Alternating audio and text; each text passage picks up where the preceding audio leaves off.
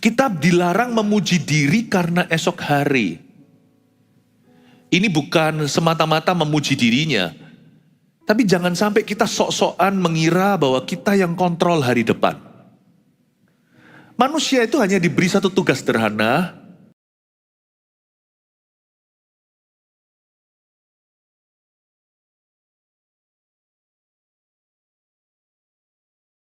sebelumnya. Dan apa yang Tuhan beritakan tidak bisa diulang, setiap kebaktian beda, sekali lagi jangan ketinggalan. Bahaya iri, dan anak yang dimanja malah tidak jadi. 1, janganlah memuji diri karena esok hari. Karena engkau tidak tahu apa yang akan terjadi hari itu. Berhenti dulu. Kita dilarang memuji diri karena esok hari. Ini bukan semata-mata memuji dirinya, tapi jangan sampai kita sok-sokan mengira bahwa kita yang kontrol hari depan. Manusia itu hanya diberi satu tugas sederhana, takut akan Tuhan dan membuat perencanaan. Tapi kendali gak di tanganmu dan di tanganku. Jangan memuji diri karena esok hari. Bukanlah sebuah kalimat yang menentang perencanaan. Hal ini tidak menentang planning, tapi yang ditentang adalah pride. Yang ditentang adalah kesombongan. Ibadah 1 tadi saya sampaikan, jadi orang gak boleh mentang-mentang. Jadi manusia itu selama ada atap di atas kepala kita dan langit, ada Allah, jangan kita tinggi hati.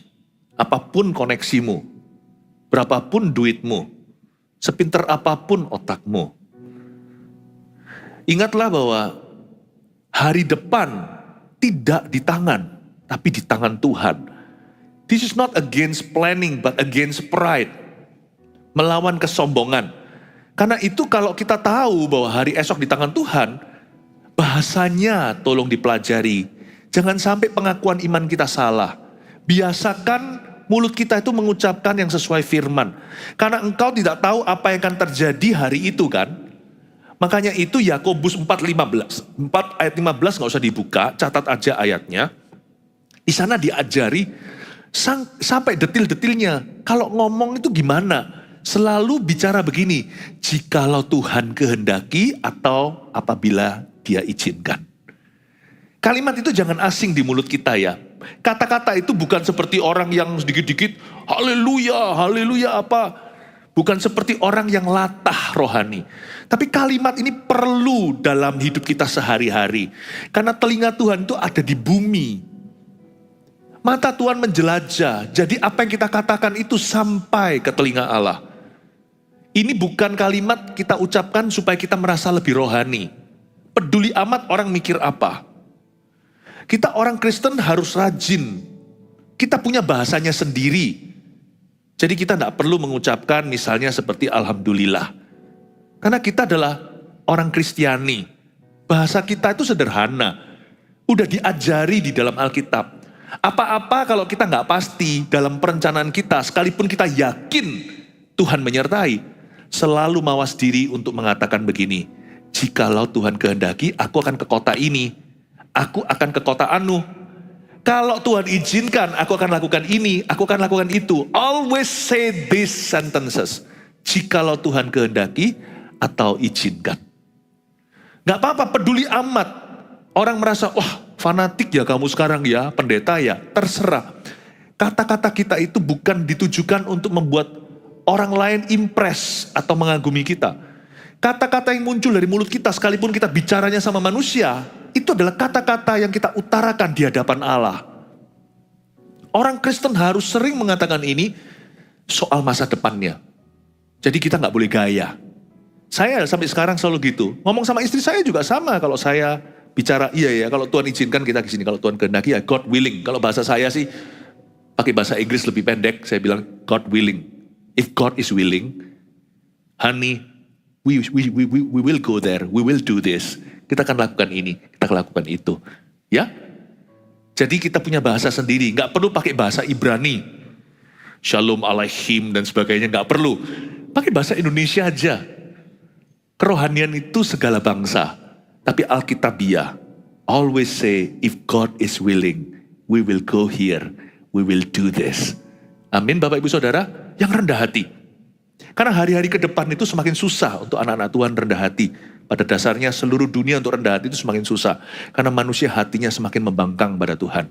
Semakin memberontak, semakin materialisme. Ya, kita itu semakin buta. Tinggal di bumi yang semakin najis. Karena itu anak-anak Tuhan harus bisa menjaga dirinya sendiri dengan mulut dan pengakuannya. Kalau Tuhan izinkan, saya akan lakukan ini. Itu akan membuat kita semakin berkenan di hadapan Tuhan.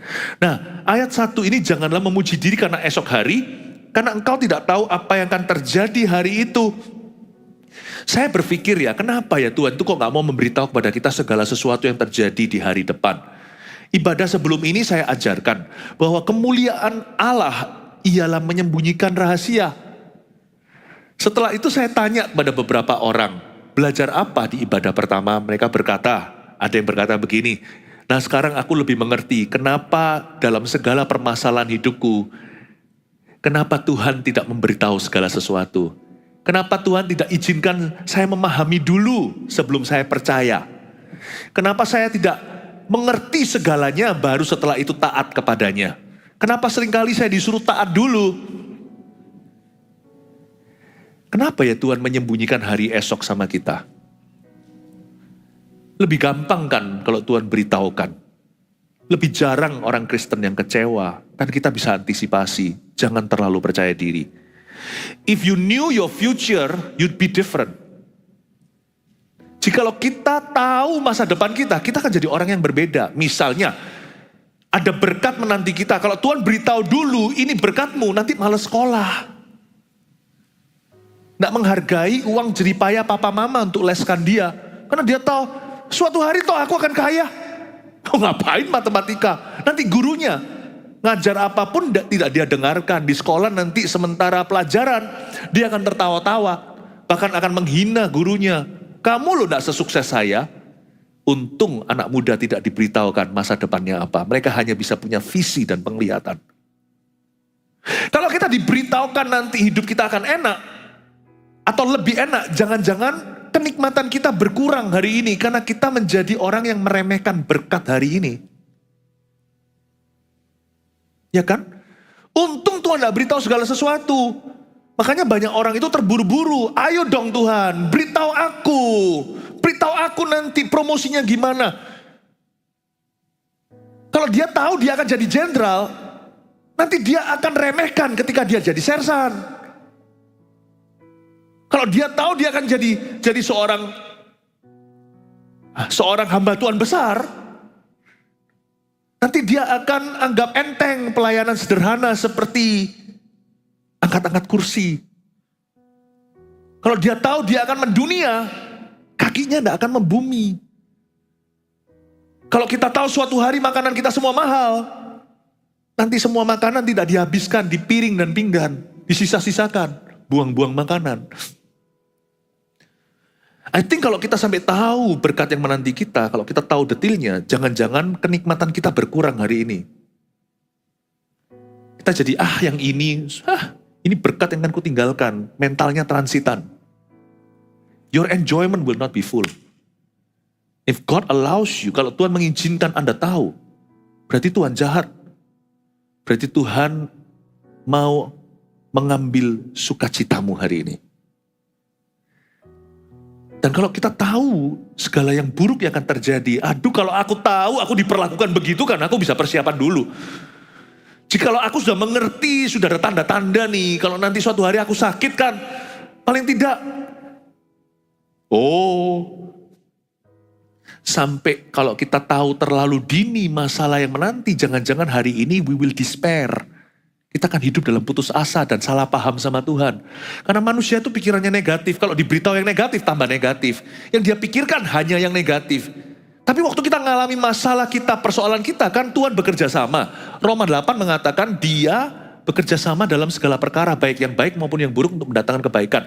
Nah manusia kalau diberitahu terlalu dini, dia sendiri belum mengalami. Dan pewahyuan itu baru dalam bentuk teori. Biasanya yang kita lihat hanyalah negatifnya. Tapi waktu kita alami sendiri, kita juga alami manisnya. Bukan hanya persoalannya. Manusia kan gagal untuk melihat manisnya. Dia hanya akan memperhitungkan pahitnya.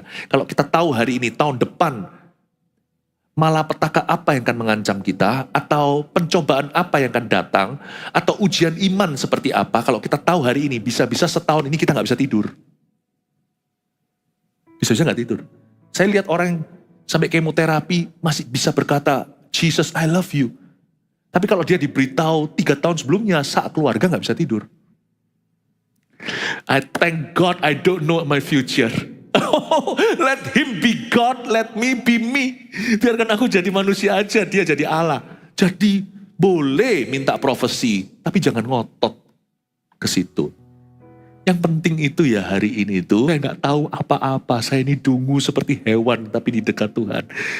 It's okay loh not to know. Do you know it's okay not to know everything? Dan justru kalau kita tahu seperti Adam yang terburu-buru untuk cari tahu, pohon pengetahuan yang buahnya dilarang pun dia makan, tahu terlalu banyak dia. Saya mendingan berada di dalam gelap asal bersama Kristus daripada dalam terang sama setan. Keep me in the dark, it's okay. Kalau saya tanya pertanyaan why atau mengapa ini terjadi, itu terjadi, mengapa ini dijawab, ini nggak dijawab. Mendingan Tuhan diam, tapi dia tetap menjadi Tuhanku. Mendingan saya punya Tuhan yang diam, nggak apa-apa Tuhan Yesus diam, asal Yesus Tuhanku. Karena karakternya nggak berubah.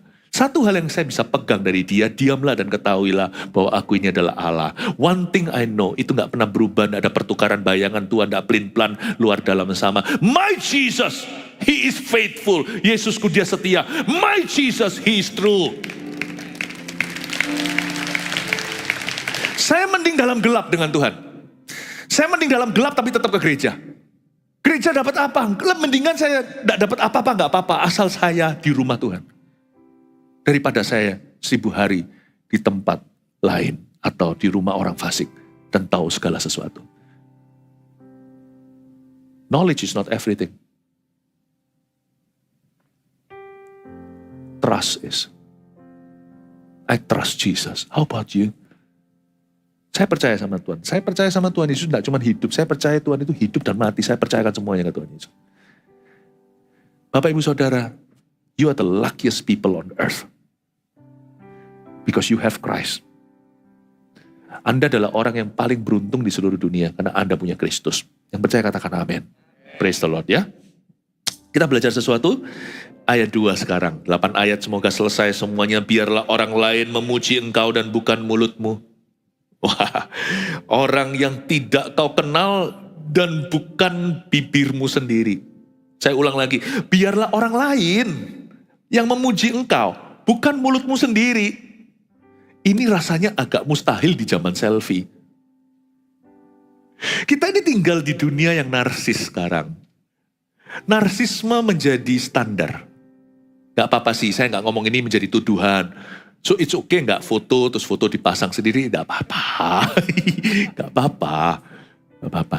Cuman jangan sampai itu get to your head.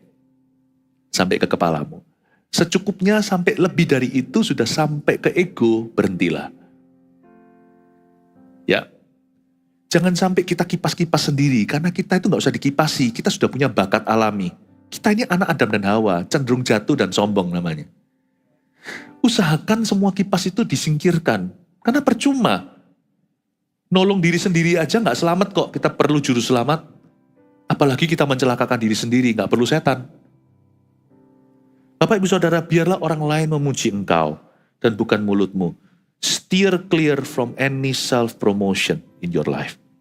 Tolong setir sejauh-jauh mungkin daripada promosi diri. Jangan promosi diri. Jangan promosi diri. Manusia itu ada kecenderungan. Saya kasih contoh ya, promosi diri itu gak dalam bentuk perbuatan. Kadang-kadang dalam bentuk potensi. Untuk kita bisa mengenal diri kita sendiri, mari kita berikan sebuah ujian. Misalkan ya, Anda sudah nonton satu film. Bahkan Anda bangga. Anda nonton filmnya sebelum premier. Anda diajak langsung sama artisnya waktu dia lagi karpet merah. Ya kan? Contohnya mungkin Anda adalah orang gimana, lalu Anda punya akses lah, punya koneksi. Ya dilihat dulu, jadi film itu ada bocorannya. Lalu tiba-tiba teman-teman waktu Anda lagi ngerumpi, yang satu cerita, kamu tahu nggak film yang baru ini? Wah lalu dia cerita. Dia ceritakan tentang film itu, karena dia nonton midnight-nya. Nah, zaman dulu kan sebelum reguler kan midnight dulu ya kan. Wah dia nonton, dia ceritain. Anda kan gatal kan? Anda langsung mau menyela kan? Aku tahu, aku sudah nonton dulu kok. Ada roh saingan. Ya kan? Kenapa? Setiap orang itu punya kegatalan, kegerahan untuk promokan dirinya. I'm first. Aku duluan. Lah, kamu mau lihatnya, aku juga tahu kok. Jangankan nonton, teologia juga sama. Kalau saya paling gerah itu, paling terpancing adalah kalau sekelompok hamba-hamba Tuhan cerita, yang barusan sekolah teologia, cerita tentang New Testament, Old Testament. Perjanjian lama, perjanjian baru, cerita seolah-olah mereka baru menemukan. Wow, ini ternyata begini, Paulus itu begitu. Ada sekian ratus tahun di antara perjanjian lama, perjanjian baru. Itu semua sudah lama aku pelajari. Masih tahunnya 90-an. Saya ingin menyela, tapi gak enak. Jadi harus didengarkan. Seolah-olah saya mendengar, dan saya dengarnya juga gak boleh pura-pura, gak boleh gak interested gitu lalu HP-an. Lalu ceritakan, oh iya betul, dan sebagainya. Seolah-olah saya baru mendengarkan. Gak gampang loh ternyata untuk menyelesaikan. Karena manusia itu semua bakat alamnya mau menonjol. Coba kalau ada orang cerita dia punya apa, Anda punya 9. Anda bisa diam 9 menit dengarkan dia? Setiap orang selalu ingin jadi juara. Bapak, Ibu, Saudara, biarlah orang lain memuji engkau. Gak apa-apa kita itu underrated. Gak apa-apa, gak segala perkara itu dipuji sama manusia. Gak apa-apa kalau orang itu mengira, pernah sekali saya masih ingat, itu waktu saya kasih sebuah visi.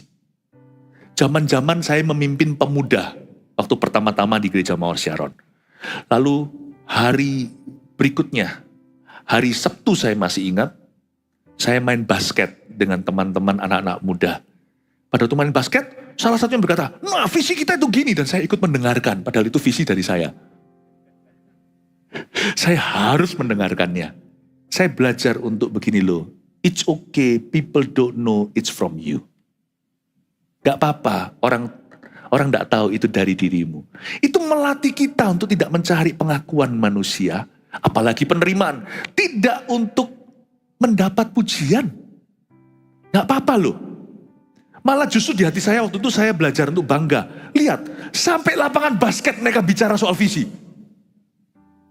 Padahal dimulai dari, bukan mimbar, kalau mimbar kan tahu dari saya. Dimulai dari ruang office saya yang kecil, saya bicara dengan hanya beberapa pemimpin, saya floorkan, turun ke mereka. Wow, perusahaan mana? Sampai ujung chain atau ujung rantainya itu semua ngerti visi misi perusahaan itu berarti berhasil. Saya bersyukur. Latihlah dirimu. Kalau sampai orang lain tidak memberimu pengakuan, gak apa-apa. Karena lebih dari itu, Tuhan suruh kita untuk tidak memancing pujian.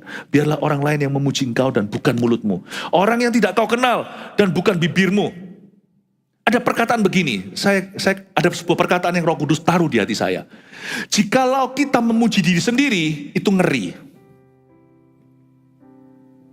Tapi jikalau keluarga kita, handai taulan, atau orang-orang yang memang peduli sama kita itu memuji kita, itu biasa. Di mana-mana orang tua selalu merasa anaknya paling lucu dan paling cakep. Paling pintar lagi. Ya kan? Anakku lucunya. Lihat itu bayi itu loh. Di baby ward yang baru lahir itu. Padahal terus terang menurut dokter. Semua bayi itu waktu lahir modelnya sama. Tapi anak sendiri paling lucu, paling menggemaskan. Kalau keluargamu atau orang yang Anda kenal, yang memang pro sama Anda, memuji Anda, itu biasa. Tapi kalau orang yang tidak mengenalmu memujimu, itu baru luar biasa. Apalagi kalau orang bawahannya memuji dia. Itu malah justru harus diuji. Apakah pujian itu tulus atau karena ketakutan demi supaya menjilat. Don't let power deceive you. Jangan izinkan kuasa menipumu. Semakin pangkat seseorang, semakin banyak orang menjilat. Semakin kaya seseorang, semakin banyak sahabat. Mau tahu teman dia seberapa? Jual semua hartanya. Lihatlah yang sisa berapa, lah itulah. Makanya itu saya selalu terapkan. Kalau berteman sama orang tidak pandang-pandang. Justru waktu orang susah itu perhatikan. Saya ulang lagi ya kata-kata hikmah dari Roh Kudus yang Tuhan taruh di hati saya mengenai ini. Biarlah orang lain memuji engkau dan bukan mulutmu. Orang yang tidak kau kenal dan bukan bibirmu sendiri. Kalau kita memuji diri sendiri itu ngeri. Itu berarti hati kita sudah salah.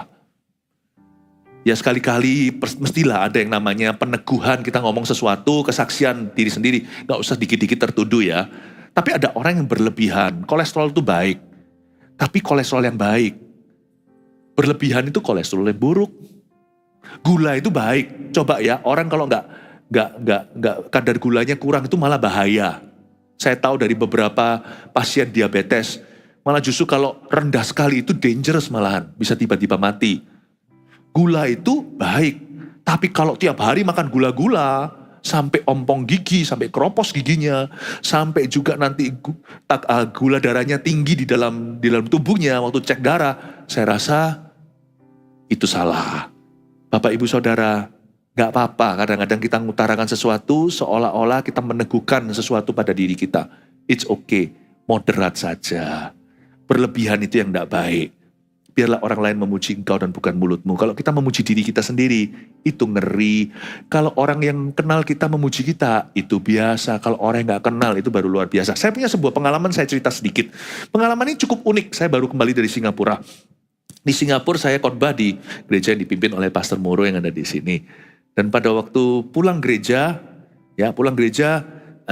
setelah itu diajak makan sama teman-teman di sana. Makan di sebuah restoran, di sebuah hotel tepatnya.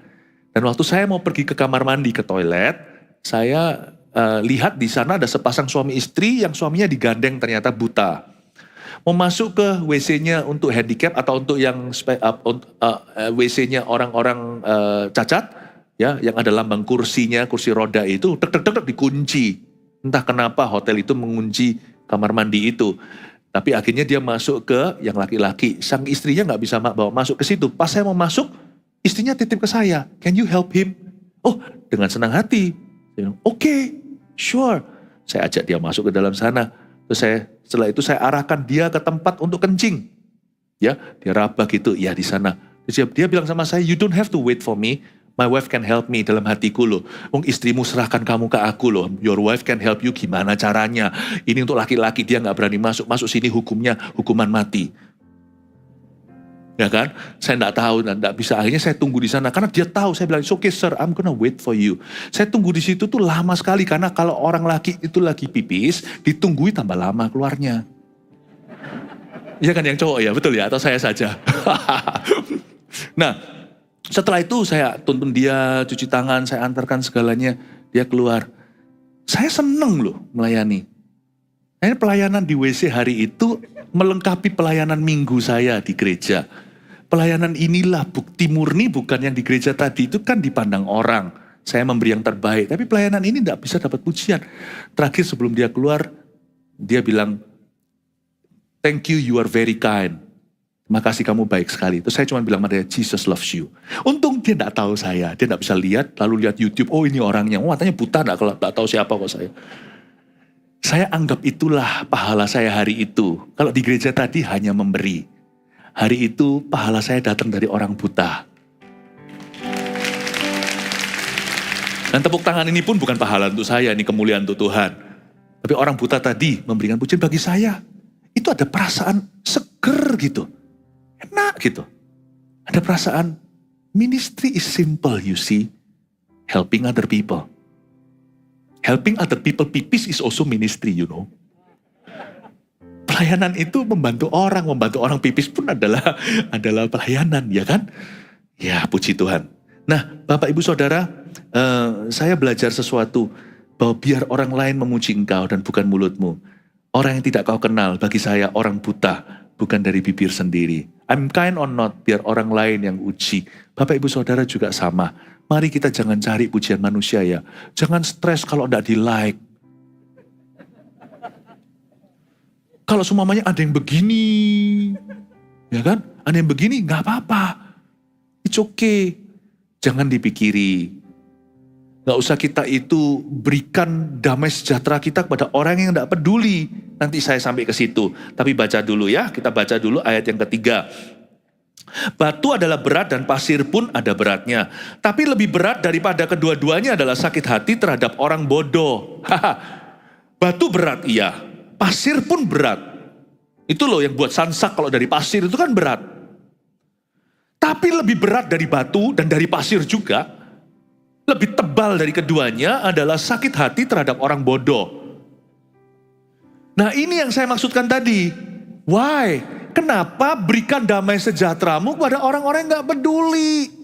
Haters itu gak peduli pada dirimu. They don't hate you, they hate themselves. Hanya orang yang membenci dirinya sendiri yang bisa kepo.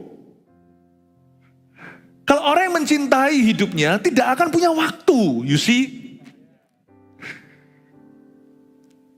Lebih berat daripada keduanya adalah orang yang sakit hati terhadap orang bodoh. Kalau kita memberikan damai sejahtera kita kepada orang-orang yang don't care at all, nggak peduli, kita lebih bodoh dari orang bodoh itu, paham maksudnya? Itu yang disebut lebih berat dari batu dan pasir pula. Mana orang lebih bodoh? Orang yang sakit hati sama orang bodoh, itu orang lebih bodoh. Di jalanan, orang gegeran. Ya kan? Kita semua bisa terpancing.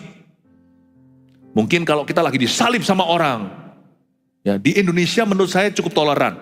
Kalau di luar negeri itu serba teratur soalnya. Jadi kalau Anda sampai nyerempet atau masuk ke teritori wilayah lane atau garis jalur daripada jalanan, itu ngamuknya ya. Saya pernah sekali loh yang nggak sengaja. Wong saya ini orang Indonesia, di sini kan toleran. Asal kita nggak membuat belokan yang mendadak, ya jangan dicoba. Ini hanya kiasan. Kita merem aja, belok pelan-pelan gini aja, semua bakul bisa menghindar kok. Indonesia ini otomatis loh. Kecuali kalau di highway ya kan, iya kan kalau kita pelan-pelan minggir gini ya, itu sepeda motor bisa menghindar sendiri. Asal jangan tiba-tiba ya nabrak orang lah ya. Nah saya di situ kan kadang-kadang nggak biasa. Akhirnya saya masuk ke lane orang, ngamuk itu saya dikejar satu exit loh. Waktu saya sekolah satu exit loh dikejar di belakang lalu lewat lalu dia kasih saya doa berkat dengan jari tengah. Turunkan jendela dan ngomong-ngomong segalanya. Saya memang salah, saya mengerti. Tapi saya sedang perjalanan ke sekolah Alkitab. Waktu itu saya masih kuliah. Saya punya dua pilihan di dalam benak saya. Dasar dulunya ini Wang Fei Hung soalnya. Gimana saya lawan dia satu exit, saya jalan terus saja, tak ikuti sampai rumahnya. Atau gimana ya, emangnya gue takut gitu. Nah, saya lewati. Tiba-tiba ayat ini bicara. Batu adalah berat dan pasir pun ada beratnya. Tapi lebih berat daripada kedua-duanya adalah dari Philip Mantova yang sakit hati terhadap orang bodoh. Berarti kamu lebih bodoh.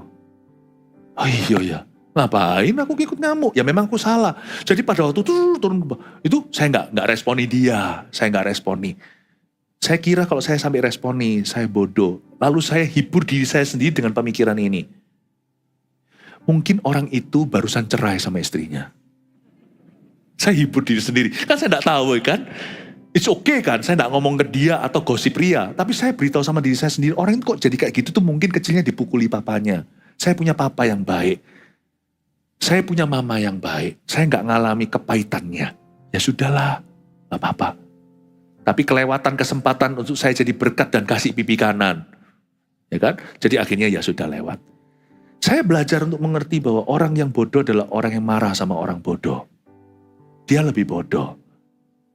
Sehingga suatu hari pada waktu kami sama-sama di Amerika beberapa waktu yang lalu, saya sekali lagi salah, nah itu bahaya. Saya jarang kalau nyetir salah, kali ini salah lane, lebih bahaya lagi. Mau keluar dari sebuah area parkiran, itu saya lane-nya salah, kiri kanan. Di depan sana, wah mati aku, marah ini. Orang sini nggak kenaan. Kalau di sini Indonesia, cincai lah, nggak apa-apa. Malah yang angkot-angkot itu baik loh. Anda perhatikan nggak? Kalau Anda minta jalan di sini, dikasih loh sama bapak-bapak angkot, bapak-bapak truk, bapak-bapak dikasih loh. Itu malah baik-baik loh. Sungguhan. Ya. Malah justru yang lain-lainnya, yang mobil mewah malahan sebaliknya. Nggak semua, nggak bisa pukul rata. Kalau Anda mau ke kiri, kasih rating ke kiri, malah dimasuki. Mau rating kanan, mendingan nggak rating. Rating itu berarti cepat sebelum dia belok. Akhirnya ketemu, itu ada anak saya dah, istri saya di sana juga. Akhirnya kali ini saya kesempatan, pikiran itu sudah bercokol, ayat ini sudah mendarah daging di dalam diri saya langsung kasih tanda begini. Tahu nggak, lucu, ada orang bule, nggak biasa kan, itu perempuan. Langsung dia ketawa, gitu di dalam mobil itu, lalu dia juga begini. Haleluya, saya suka gitu loh. Ayat ini membuat saya nggak bodoh dan membuat orang bodoh juga jadi nggak bodoh. Bapak Ibu Saudara, jangan ngamuan. Saya ngomong pada diri saya sendiri juga, saya nggak sempurna. Udahlah ya, dikit-dikit udah putung, dikit-dikit ngambek, dikit-dikit ngilang, dikit-dikit lari. Kaki dikasih 2 itu kamsya sebelum lututnya ada apa-apa. Jangan merasa kakimu 4, itu meja. Jangan kira kakimu 7. Janganlah cepat naik pitammu lalu lari. Lari dari Tuhan, lari dari orang, lari dari suami, lari dari istri, lari dari keluarga, lari dari gereja, dikit-dikit pindah gereja. Dikit-dikit aku gak mau di CG ini, aku mau hengkang dari pelayanan ini. Come on lah, siapa sih yang buat dirimu marah? Ayo coba ditanggulangi masalahnya apa. Belajar sabar jadi orang. Nah lebih susah. Lebih susah. Anehnya orang semakin diberkati kok jadi lebih bodoh. Biasanya orang yang gak kenaan adalah orang yang punya kedudukan. Gak tentu loh padi lebih tinggi itu lebih menunduk. Ada yang iya, betul. Ini faktanya memang. Baik dalam dunia segala sektor. Selalu ada orang-orang yang biasanya saya pernah ketemu sama orang yang waktu saya ketemu sama bawahnya itu, waduh susahnya, angkuhnya arogan. Tapi ketemu sama bosnya, ketemu sama atasannya nggak gitu tuh orangnya ternyata. Untung ya, kalau kita itu kerja untuk seseorang, kita itu mewakili orang itu loh. Apalagi kalau itu ministry ya. Jangan sampai kita sok-sokan. Makanya saya juga ajarkan kan, jadi asyir juga nggak gampang. Di gereja saya beritahu, tolong hargai. Saya pernah sekali khotbah, dalam khotbah saya selipkan, nggak gampang loh. Mereka-mereka ini orang-orang yang melayani. Tapi sekarang saya bicara sebaliknya kepada orang-orang yang asyir contohnya. Pada waktu Anda menyapa orang di depan sana, you mewakili saya. Gembala sidang. Kalau Anda bekerja untuk seseorang, Anda bekerja sama atau bekerja di bawah kepemimpinan seorang, Anda mewakili orang yang memimpinmu. Demikian pula sebaliknya, jangan sembarangan angkat orang kepercayaan. Karena orang itu akan mewakilimu. Tolong dilihat dulu, jangan angkat orang-orang yang masih percaya baru. Karena mereka belum teruji. Alkitab mengatakan bisa jatuh dalam dosa Lucifer, yaitu kesombongan. Kalau dikasih pelayanan yang sifatnya di mata orang. Kalau kita mau lihat orang itu perlu lihat waktu. Apakah orang itu bisa mewakilimu? Amin Bapak Ibu. Ini sebuah hikmat-hikmat yang kita harus terapkan. Batu adalah berat. Tahu nggak promosi Tuhan itu berat-berat. Ini bukan berat hati. Ketika kita dikasih kavod, ketika kita dikasih glory, kata kavod dalam bahasa Ibrani itu artinya heavy. Heavy bukan heavy laden atau heavy burden, bukan beban berat. Heavy di sini artinya quality. Orang berbobot dikasih bobot. Jangan sampai kalau Allah membuatmu semakin kaya, membuat Anda semakin naik pangkat, membuat kita semakin terkenal, semakin kita nggak kenaan, mestinya kita harus jadi lebih sabar malah lebih bodoh. Gampang mau tahu takarannya kita berubah nggak jadi orang. Kalau kita diberkati, kita ngamuan nggak? Apa kita lebih sabar? Apa kita lebih ngalah? Kalau kita nggak lebih ngalah, lebih baik whatever you do yang membuatmu diberkati, puntungkan itu, patahkan lenganmu, lebih baik nggak punya tangan, cungkillah matamu, lebih baik rendah hati masuk surga daripada sombong, resiko nggak masuk ke surga. Saya nggak berkata orang masuk surga karena rendah hati, tapi orang yang masuk surga pasti rendah hati, wong dia tahu dia nggak layak masuk ke situ kok. Kalau pangkat membuatmu jadi jatuh, minta sengaja. Jangan masuk hadirat Allah minta promosi, minta demosi. Sungguhan. Kenapa orang Kristen tidak pernah minta ya, Tuhan ambillah berkatku ini 1/4, supaya aku gak kegedean kepala. Amsal ajarkan kok. Aku minta 2 hal sama Tuhan. Di bawah kolong langit sebelum mati. Jangan jadikan aku kelaparan. Aku nanti nyolong, nanti aku mencuri jadi maling. Tapi jangan jadikan aku terlalu kaya. Jangan jadikan aku terlalu kaya. Supaya jangan sampai aku lupa. Kalau memang ada orang yang panggilannya konglomerat, sebelum jadi ke sana, pupuk dirimu. Pupuk dirimu dengan firman yang berat. Karena sudah ada firman yang melawanmu. Sangat susah orang kaya masuk kerajaan Allah. Lebih gampang unta masuk lubang jarum. Bukan berarti Tuhan anti orang-orang kaya, berarti kan komunis. Nanti kalau kita baca, Tuhan itu bukan kapitalis atau komunis. Tuhan tidak menentang orang miskin atau orang kaya. Siapa bilang orang kaya jahat? Orang miskin yang jahat juga banyak. Juga banyak. Orang miskin maupun orang kaya. Orang kaya yang punya integritas juga banyak. Kenalan saya kan dari atas sampai bawah. Semuanya. Dan saya merasa diri saya paling bawah karena saya hamba mereka semua. Dan saya melihat orang-orang gede besar yang suka bantu orang itu banyak. Beneran, prejudisme, komunisme terhadap orang kaya itu salah. Tapi orang miskin yang mulia juga banyak. Harta ternyata gak berbicara ya karakter ya. Tapi kita harus tahu seluk-beluknya kaya miskin. Kalau miskin jangan mencuri, makanya itu tingkatkan syukurmu. Tapi kalau mau jadi kaya, mendingan hatimu diskak berat, skakmat. Pastikan supaya Anda tidak jatuh ke kategori orang-orang yang susah masuk ke lubang jarum itu. Supaya kita masuk di kategori Yusuf Arimatea, Publius, Lydia, hamba-hamba Tuhan yang melayani Kristus dengan hartanya. Tapi untuk kita menakar begitu kan susah. Jadi takarlah dengan batu dan pasir di ayat ini. Gampang. Kita jadi bodoh nggak sesudah kita semakin kaya? Manusia kan tunggu sampai stroke toh. Kan ada MRI-nya hari-hari ini yang untuk diuji memang ada bakat ke sana.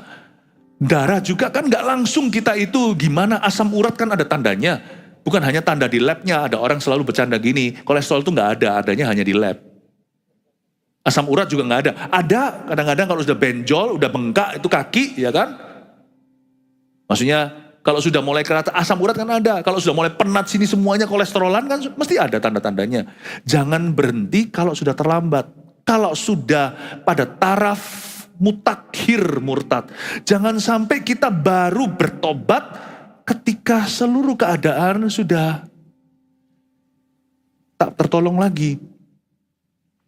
Jadi kalau kita mau tahu apakah berkat ini yang Tuhan berikan menjadi berkat atau kita salah kelola, mestinya itu makanan tapi dikelola menjadi sesuatu yang salah di dalam tubuh kita. Gula itu kan juga baik. Tapi kalau dikelola, orang bilang kalau kita makan buah bagus. Meskipun buah juga ada kadar gulanya. Tapi kalau kita jus kan jadi gula. Salah kelola kan jadi yang salah. Berkat Tuhan itu gak ada yang salah. Semua diciptakan itu untuk kebaikan. Tapi yang mengelolanya kalau salah, mau tahu kalau kita ini ke arah yang salah atau enggak, gampang. Sesudah diberkati, apakah kita semakin bijaksana atau semakin bodoh? Makanya orang kalau periksa itu check up 1 tahun sekali. Orang periksa darah ada yang sebulan sekali. Apalagi kalau orang yang diabetes kan di sini ada dikasih yang cetes itu yang bisa kasih apps-nya bisa langsung tahu takarannya berapa. Bapak, Ibu, Saudara, jangan lama-lama untuk tahu bahwa hati kita sudah bodoh. Langkah-langkah kecil lihatlah how atau bagaimana Anda dan saya mengalah. Itu menunjukkan kita ke arah benar atau salah. Kita mengelola berkat dengan tepat atau tidak. Ya, kita lihat sekarang ayat yang ke-4. Panas hati kejam dan murka melanda, tetapi siapa dapat tahan terhadap cemburu? Lebih baik teguran yang nyata-nyata daripada kasih yang tersembunyi. Seorang kawan memukul dengan maksud baik, tetapi seorang lawan mencium secara berlimpah-limpah. Ayat 4 dulu, panas hati kejam dan murka melanda. Oke. Ini bicara soal ngamuk tadi. Emosi, naik pitam, panas hati. Panas hati kejam dan murka melanda. Belum, jangan baca hanya 4a, baca 4b, momok lebih gede. Tapi siapa dapat tahan terhadap cemburu? Kalau marah, panas hati itu kejam, murka melanda. cemburu itu lebih ngeri. Jadi di sini ada yang kelas biasa, ada yang kelas kakap. Biasanya yang disebut wrath or anger atau amarah itu biasanya karena ada orang cari gara-gara. Faktornya faktor luar. Paham maksud saya? Marah bisa juga fatal hasilnya kalau marah berakhir membunuh seperti Kain. Orang emosi juga bisa fatal pada diri sendiri. Kadang-kadang kalau nggak hati-hati bisa ngantem kesehatannya. Tapi bagaimanapun juga menurut saya, meskipun dosa adalah dosa, panas hati dan murka itu adalah dosa kelas kedua. Kelas ke-1 ini yang patut kita waspadai pada diri sendiri maupun anak-anak kita. Namanya envy. Iri hati. Iri hati. Siapa yang dapat tahan terhadap cemburu? Kata cemburu di situ envious. Envy. Ini yang harus kita waspadai. Karena envy atau rasa iri hati, itu tidak ada orang yang cari gara-gara, itu keluar dari dalam dirinya. Paham maksud saya? Kalau marah itu masih perlu digarai. Marah perlu orang lain kerjai. Tapi envy itu kerjakan sendiri. Itu keluar dari evil mind. Atau keluar dari hati kita yang sudah busuk, basi, dan jahat di hadirat Allah. Kalau Anda mau lihat pasangan hidup itu betul-betul untukmu atau tidak, gampang. Kalau dia marah sekali-kali, dia manusia. Tapi kalau dia envy, nah itu lampu mulai kuning buat kamu. Orang yang bisa envy, orang itu tidak perlu setan lagi. Setan tinggal berdiri di ambang pintunya, seperti peringatan Tuhan pada Kain. Hati-hati, iblis sudah menunggumu. Orang yang bisa iri hati, orang itu sudah punya bakat alami, nggak perlu iblis lagi. Berarti kualitas hatinya sudah nggak bagus. Ya, Anda harus lihat kalau sudah lab testnya Tuhan. Kalau mau lihat orang itu baik atau enggak, itu gampang. Orang itu irian atau enggak. Mau lihat orang itu baik atau enggak. Mau lihat diri sendiri kalau kita mau mengenali hati. Kita ini sekarang hatinya oke atau enggak oke itu gampang. Lihat bagaimana Anda melihat orang lain yang mengalami mujizat dulu. Gimana Anda lihat orang lain yang diberkati, bukan dirimu. Bagaimana lihat orang lain dipromosi, bukan Anda. Bagaimana Anda melihat orang lain dijawab doanya, jawab doamu masih belum pasti dan belum menentu. Bisa enggak kita itu bersyukur? Kalau bersyukur terlalu jauh, iri enggak kita sama orang? Kalau kita iri, cepat masuk hadirat Allah, Anda sedang dalam bahaya. Itu kolesterolnya udah tinggi sekali. Kalau Anda mau lihat anak-anak Anda, misalnya anak Anda ada 2, atau ada 4, atau ada 3, atau satu-satunya.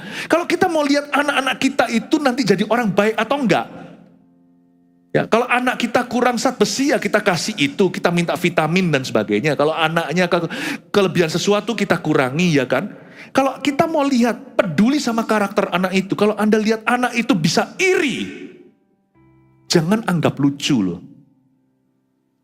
Jangan anggap lucu. Kalau anak itu berkata, tapi kok dapat ini? Kalau anak itu bisa iri, it's not funny. Karena sekarang di tubuh mungil itu iri, nanti gedenya dia bisa membunuh. Membunuh karakter minimal. Never undermine. The second oldest sin, dosa kedua yang paling tua. Dosa pertama itu kan ambil buah. Ya puting hua, gak denger-dengeran lah sama Tuhan. Dosa kan selalu gitu, missing the mark atau meleset target. Dosa kedua tahu nggak? Bukan membunuh. Membunuh itu aksinya. Dosa kedua yang masuk di dalam kehidupan manusia tertua adalah cemburu. Kain, cemburu sama Habil. Never play-play ya. Never play-play itu apa ya?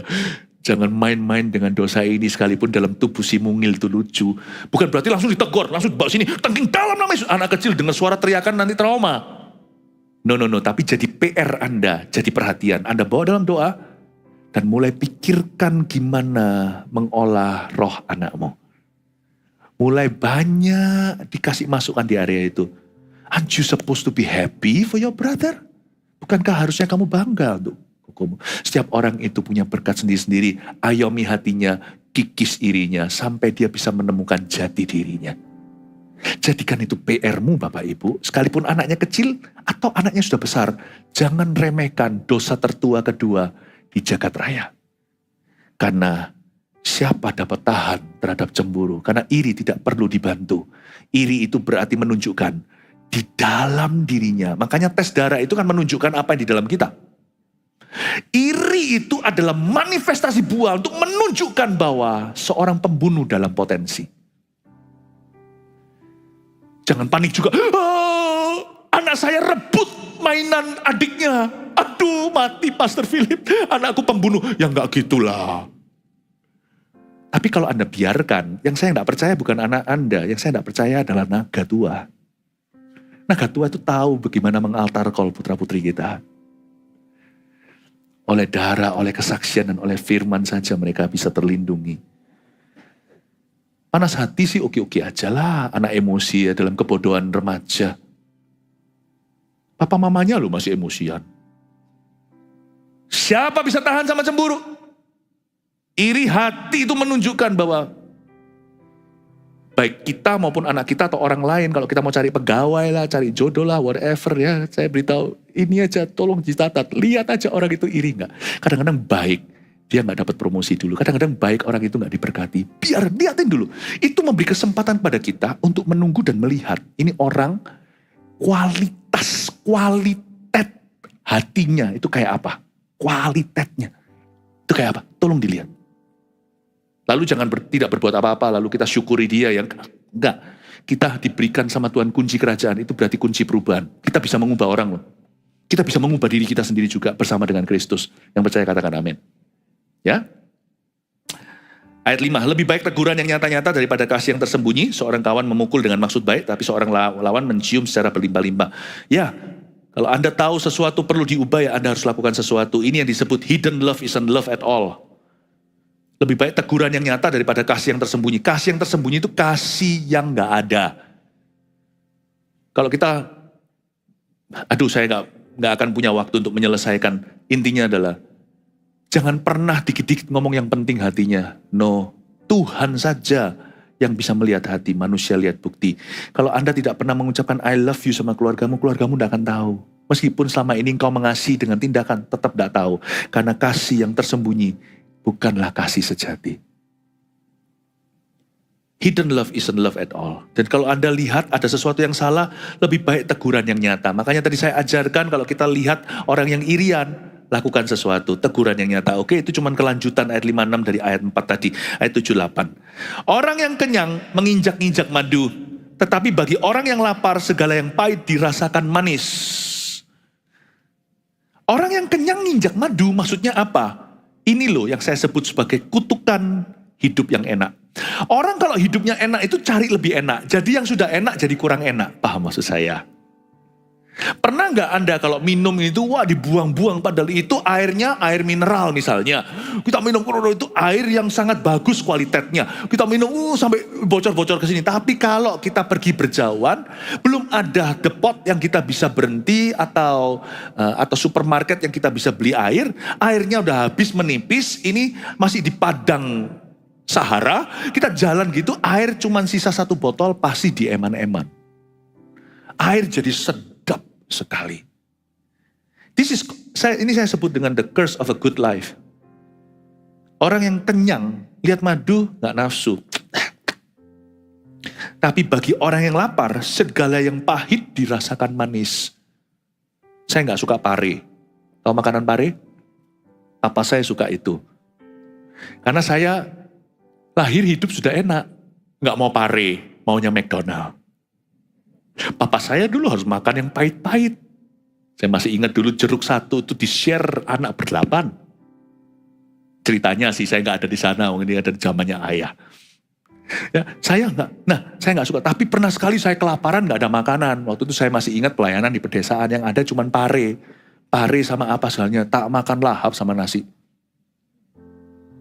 Bapak Ibu Saudara, ini adalah sesuatu untuk parenting juga. Satu tadi kan Anda lihat kalau anak Anda irian berarti itu sebagai tanda. Itu tanda bahaya. Sekarang belum lampu merah, masih lampu oranye. Tapi tolong jangan diremehkan. Hal berikutnya yang saya ingin tunjukkan adalah di sini ya. Dari ayat 7 ini saya mendapat sebuah kesimpulan. Biasanya anak yang dimanja gak jadi akhirnya. Aneh. Saya susah sekali untuk menaruh dalam teori ya. Sayangnya tadi mau ngomong gini loh, anak yang dicinta atau dicinta berlebihan biasanya gak jadi. Saya mau ngomong begitu juga tentunya ya, ini hikmat praktis, paham ya. Hikmat praktis itu berarti nggak bisa baku. Artinya tetap ada perkecualian-perkecualian. Tapi ini hikmat praktis, artinya pada umumnya. Saya mau ngomong anak yang dicinta, nanti kita di sini yang kurang-kurang cinta anak malah seperti diteguhkan. Tapi di dunia barat, ya di dunia barat itu selalu diteguhkan bahwa anak itu harus dipraise, dipuji, dikomplimen segalanya ya. Saya pernah sekali lihat satu dokumentasi. Cerita dokumenter kan saya suka lihat kehidupan orang Kristen atau enggak. Ya, Taylor Swift. Ya, Swift atau Swift ya? Ya nggak tahu ya, Taylor Swift itu. Dari kecil kan didikan orang, boleh saya ngerti. Kristen atau enggak Kristen, mereka tuh positif gitu. Positif. Semua selalu kasih pujian. Makanya dia nggak tahan. Ketika dengar, jadi gimana dong? Yang bener gimana dong ya kan? Kamu bodoh nggak seperti Koko? Salah. Itu cara orang Asia. Compare, bandingkan. Cara orang bule, good job my son, dikit-dikit good job. Jadi lembek. Dikatai orang, you make me do this. Atau apa tuh lagu itu. Nggak ngerti ya, saya nggak ngerti. Pokoknya intinya adalah, jadi lembek. Dengar kata orang, sudah langsung goyang. Gimana dong? Disinilah keadilan Tuhan. Ini sekarang menjelaskan kepada saya melihat beberapa keluarga yang tidak baik parentingnya, anaknya jadi. Bukan tidak baik itu gimana, anaknya jadi tough. Makanya saya terapkan di keluarga kami adalah selalu semi. Bukan berarti saya sengaja jadi orang tua yang buruk. Gak usah sengaja pun, kita tetap bergumul. Gak bisa sempurna kok. Tetap good job, good. Baik sekali perbuatanmu, bagus sekali, papa bangga, itu semua. Tapi equally saya akan terapkan bersama dengan istri saya untuk selalu berkata, no, gak bisa gitu. Minta tolong, kamu harus usahakan sendiri. Karena saya dihantui dengan ayat 7 ini. Kalau saya terlalu cinta yang maksudnya manja sama anak saya, nanti anak saya, kalau sayanya gak ada, tidak bisa survive. Itulah sebabnya di sini kalau ada anak-anak kecil yang sudah beranjak dewasa, tapi Anda seperti anak kecil yang terjebak dalam tubuh orang dewasa. Anda merasa selama ini tidak pernah dicinta sama papa mama, ditirikan, selalu kakaknya yang diutamakan, atau sebaliknya adiknya, nggak apa-apa. You know, that's also a blessing. It makes you strong.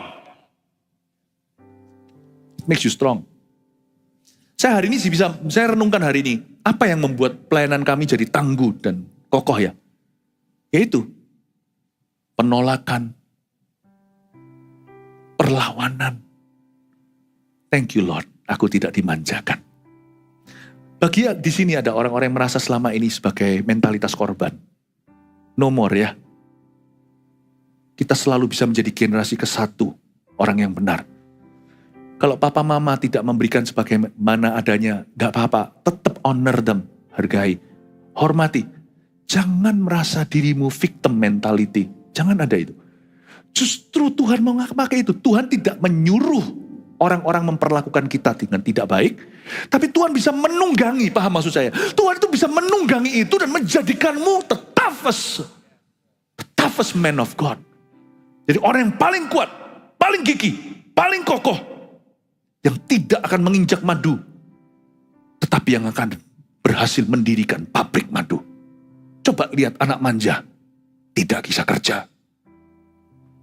Kalau kita punya anak, jangan dimanja, nanti dia tidak bisa survive. Demikian pula anak rohani atau bawahan Anda. Alkitab di kitab Amsal ada juga mengatakan, pegawai yang dimanjakan nanti akan jadi keras kepala. No. Sometimes you have to train them hard, make them earn it, membuat mereka bisa untuk menghasilkan. Coba baca di kitab Keluaran. Bangsa Israel itu loh hebatnya. Suruh bikin batu bata, jelainya pun diambil karena Firaun murka sama Musa. Tetap dapat kuotanya. Makanya bangsa Israel survive ribuan tahun kemudian. Ditekan kiri kanan dari atas Assyria, ditekan dari Lebanon, dilempar rudal, dari Mesir tidak bersahabat, dari sebelah sana Iran, dari sebelah situ Irak dan sebagainya. Dia tetap teguh berdiri. Karena pernah dilatih dulu sebagai budak di negeri orang. Disuruh bikin batu bata dihilangi, mereka ngamuk sama Musa. Mereka harus kamsia sama Musa. Gara-gara Musa, mereka harus cari jelai sendiri. Makanya sekarang bangsa Israel, coba masuk ke sana. Gak ada tanah, gak ada ini, gak ada perairan. Gimana mereka bisa tumbuhkan agrikultur buah-buahnya nomor 2 eksportir ke Eropa. Dan mereka bisa tumbuhkan tanpa tanah, di dinding pun tumbuh buahnya. Ini anak yang tidak dimanja di dunia. Jadi tough dan jadi hebat. Bapak, ibu, saudara, kalau Anda bukan anak manja, berbahagialah. Tapi kalau Anda dimanja, kejarlah ketinggalanmu. Mulai hari ini, kenakan cambuk pada dirimu sendiri dan berkata, maju, maju, maju. Janganlah tunggu orang lain memahamimu. Terakhir, dengan ini saya selesai. Seperti burung yang lari dari sarangnya, demikianlah orang yang lari dari kediamannya. Ini yang disebut dengan places where God has assigned us, tempat yang Tuhan berikan pada kita. Paling kasihan adalah orang yang berada di luar kehendak Tuhan. Ya, saya waktu baca ayat 8 ini, saya hanya terbeban hati saya untuk setiap orang Kristen yang seperti burung yang lari dari sarang, yang lari dari kediamannya. Setiap anak-anak Tuhan yang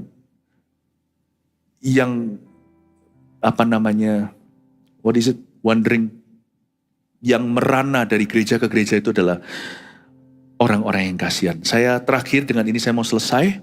Bahaya iri dan anak yang dimanja malah tidak jadi.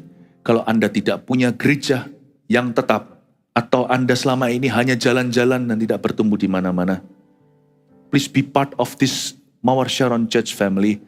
Di sini saya janji Anda tidak akan dimanjakan. Di sini kami akan gembleng Anda untuk bisa memproduksi jelai bagi hidupmu sendiri. Di sini Anda akan bertumbuh dan berbuah dengan lebat sekali di rumah ini. Haleluya, mari kita semua bangkit berdiri. Praise the Lord. Oh, terima kasih Tuhan Yesus.